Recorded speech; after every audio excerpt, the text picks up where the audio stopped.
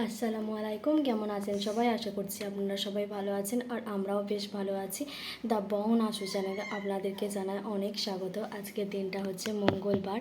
তো এখন বাজে প্রায় 8টার মতন। সকালে ব্রেকফাস্ট করা হয়ে গেছে। তো অনেক দিন ব্লগ আপলোড করা হয়নি, কারণ আয়নের শরীরটা ভীষণ খারাপ ছিল, ওই কারণে ব্লগ আপলোড করা হয়নি। তোমরা আয়নের কথা শুনতে পাচ্ছ, দেখো এখানে খেলা করছে, ওখানেও খেলা করছে। ওকে শুতে দিয়ে আমি সকালবেলার ঘরদোর পরিষ্কার করে নিয়েছি। তো আয়ান জেগে আছে, তো ওই কারণে ওর জামা কাপড়গুলো ক্লিন করতে যেতে পারছি না। ও একটু ঘুমালে তারপর জামা কাপড়গুলো ক্লিন করতে যাব। তো মা এধারে রান্নার কাজে ব্যস্ত থাকে, ওই কারণে সকালের দিকটা মা নিতে পারে না, আমাকেই নিতে হয়, আয়নকে সামনে নিতে হয় সকালের দিকটা। তো দেখতে পাচ্ছ কত খেলায় ব্যস্ত আছে, মগ্ন আছে এখন। তো এখন ঘুমাবেই না, এখন খেলা করবে, তারপর ও ঘুমালে তারপর জামা কাপড়গুলো ক্লিন করতে যাব।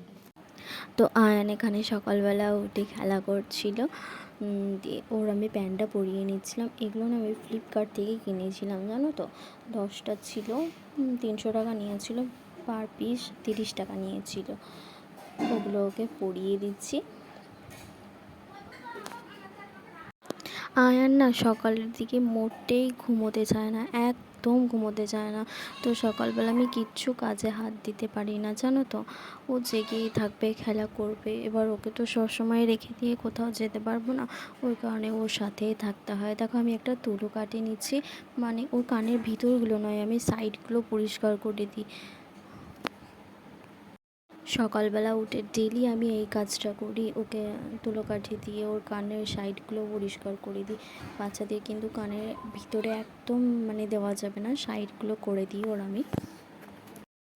আয়ান কিন্তু খুব দুষ্টু হয়ে গেছে, যত বড় হচ্ছে তত দুষ্টুমি ওর বাড়ছে, মানে ঘুম তো কমেই যাচ্ছে, একদম ঘুমোতে চাইছে না। রাত্রে ঘুমোয় কিন্তু সারা দিনটাও জেগেই থাকে, একদম ঘুমোতে চায় না। তোমাদের বাচ্চারাও কি এরকম করে? জানিও তো আমাকে কমেন্টে একটু।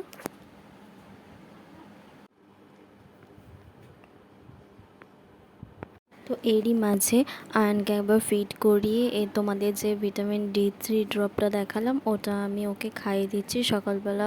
ফিড করানোর পর ওটা আমি সকালেই ওকে খাওয়ানোর চেষ্টা করি। তো দুপুরে আর একটা ভিটামিন থাকে, তো ওই জন্য এটা আমি সকালের দিকেই খাওয়ানোর চেষ্টা করি।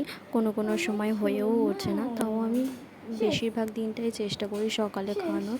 তো এই ওষুধটা খুব মিষ্টি বলেও খুব সুন্দরভাবে এই ওষুধটা খেয়ে নেয়।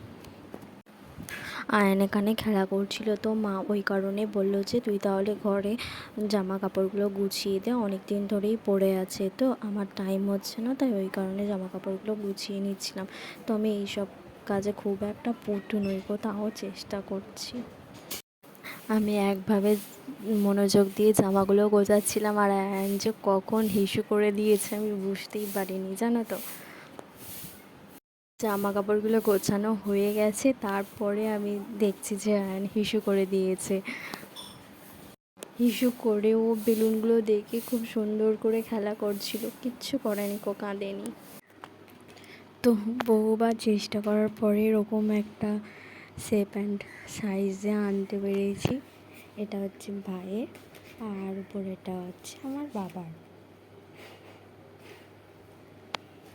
আয়ান ঘুম থেকে উঠে পড়েছিল, তো উঠে ঘোরার জন্য কান্না করছিল, তাই ওকে নিয়ে একটু বারান্দাটায় ঘুরে বেড়াচ্ছিলাম।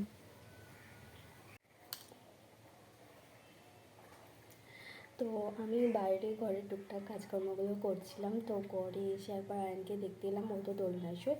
তো ঘরে এসে আয়নকে একবার দেখতে এলাম যে আয়ন উঠেছে নাকি, উঠে দেখছি খেলা করছে, এসে আমি দেখতে পাচ্ছি। কিছু করেনি, হিসু করে দিয়েছিল, তো দিয়ে উঠে পড়েছিল, এখন আমার ঘুরবার জন্য ছটফট ছটফট করছে। তো চলো, ওকে ও এবার ও খাবে, ঘুম থেকে উঠেছে তো একটু খাবে, ওকে খাইয়ে দিয়ে তারপর তোমাদের সাথে দেখা হচ্ছে। তো চলুন, মা ছেলের খুনসুটি দিয়ে আজকের ব্লগটা এখানেই শুরু করছি। দেখা হবে নতুন আবার একটি ব্লগে।